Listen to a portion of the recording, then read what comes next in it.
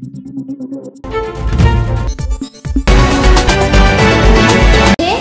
Live 24/7. This is AGT Live 24/7.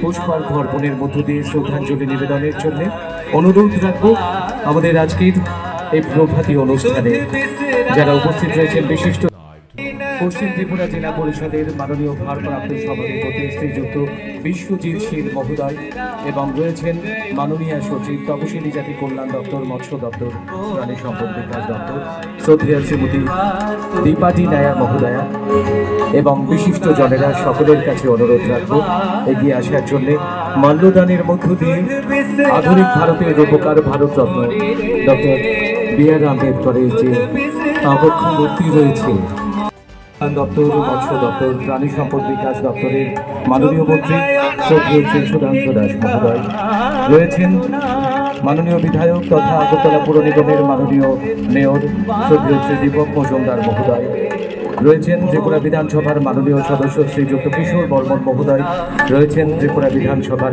মাননীয় স্বেচ্ছাসেবী সংস্থা, বিভিন্ন বিদ্যালয়, মহাবিদ্যালয়, বিশ্ববিদ্যালয় থেকে আগত ছাত্রছাত্রীরা, অন্যান্য বিশিষ্ট জনেরা সকলের কাছে অনুরোধ রাখবো ধীরে ধীরে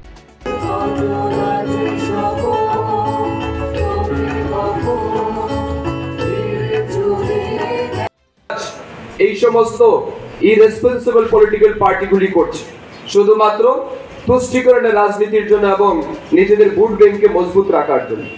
আজ পশ্চিমবঙ্গে কি হচ্ছে আমরা দেখতে পাচ্ছি। আজ বিভিন্ন জায়গায় এই প্রটেস্টের নামে যে হুড়দম হচ্ছে, এটা আমাদের মাথায় রাখতে হবে, তারা কি আদৌ সংবিধানকে মানে? এটা কিসের আন্দোলন?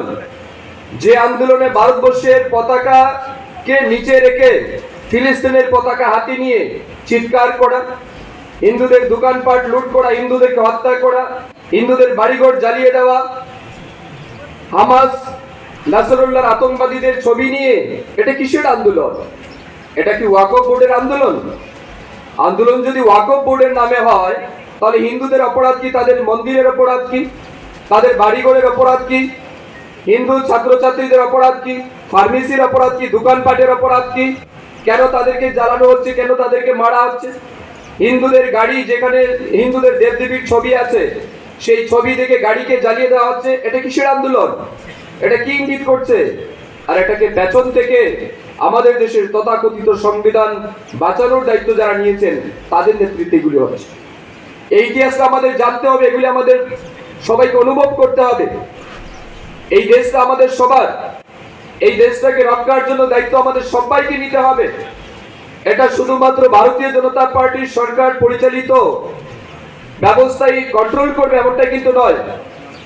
এই ভারতবর্ষে ডক্টর বি.আর. আম্বেদকর প্রণীত যে সংবিধান, সেই সংবিধান আর্টিকেল 13 to 35 আমাদেরকে যেমন ডেমোক্রেটিক রাইটের কথা বলে, ফান্ডামেন্টাল রাইটের কথা বলে, at the same time article 51A এটাও কিন্তু বলে যে ভারতবর্ষের নাগরিকদের জন্য ফান্ডামেন্টাল ডিউটিস কি হবে।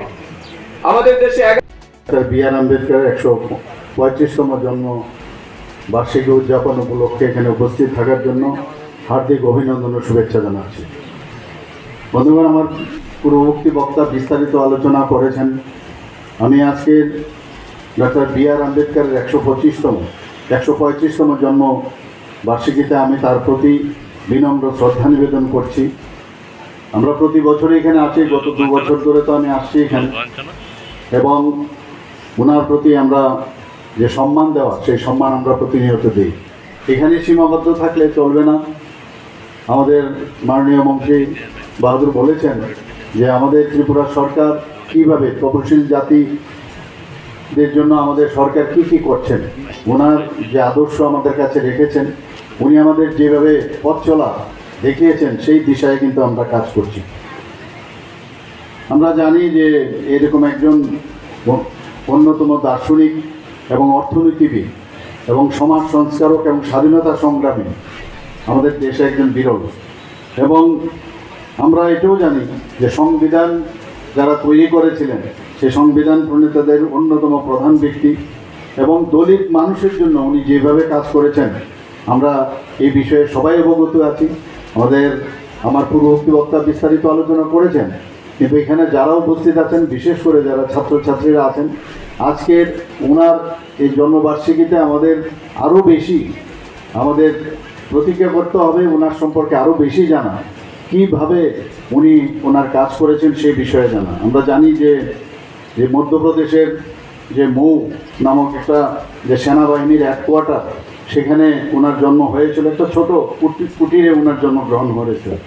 ওনার পিতাজি সেনাবাহিনীর সুবেদার পদে ছিলেন, অত্যন্ত গরিব ফ্যামিলির থেকে এসছেন, এবং সেই জায়গায় দাঁড়িয়ে আজকে আমাদের একদম পূজনীয় ব্যক্তি হিসাবে সমস্ত ভারতবর্ষের সমস্ত মানুষের কাছে পূজনীয় উনি। আমাদের 1947 সন থেকে 1951 সাল পর্যন্ত আমাদের প্রথম আইনমন্ত্রী হিসাবে নেহরুর ক্যাবিনেটে উনি ছিলেন, এবং উনি যে প্রতিকূলতা এবং ঘৃণা, বিদ্বেষ, অপমানের বিরুদ্ধে যেভাবে লড়াই করেছেন, আজকের দিনেও সেটা স্মরণ করার মতো। এবং নিপীড়িত মানুষের জন্য উনি যেভাবে কাজ করেছেন, যেভাবে উনি লড়াই করছেন, সেটা আজকেও কিন্তু আমাদের শেখার বিষয়। আমরা জানি যে শিক্ষা, মেধা, বাগ্মিতা ও ক্ষুদ্ধার যে লেখনী ওনার, সেই বাবা সাহেব আম্বেদকর, একটা আমি বলবো যে ওনাকে অনেক লেটে, যেটা আমার পূর্ববর্তী বক্তা বলেছেন, অনেক পরে ওনাকে 1990-তে ডক্টর বি.আর. আম্বেদকরকে ভারতরত্ন উপাধি দিয়েছেন। আমরা এটাও জানি যে 1956 সালের 6ই ডিসেম্বর উনি প্রয়াত হয়েছিলেন। আমাদের ত্রিপুরা সরকারের কিছুদিন আগে, গত বছর আমরা 2023 সালে ডিসেম্বরে আমরা আজাদি কা অমৃত মহোৎসবের অঙ্গ হিসাবে আমাদের বিধানসভা ভবনের সামনে এবং আমাদের মাননীয় মন্ত্রী বাহাদুরের উদ্যোগে 11 ফুট উচ্চতা বিশিষ্ট ব্রোঞ্জ ও মেটাল নির্মিত ভারতরত্ন ডক্টর বি.আর. আম্বেদকরের পূর্ণাবয়ব মূর্তি আমরা স্থাপন করেছি।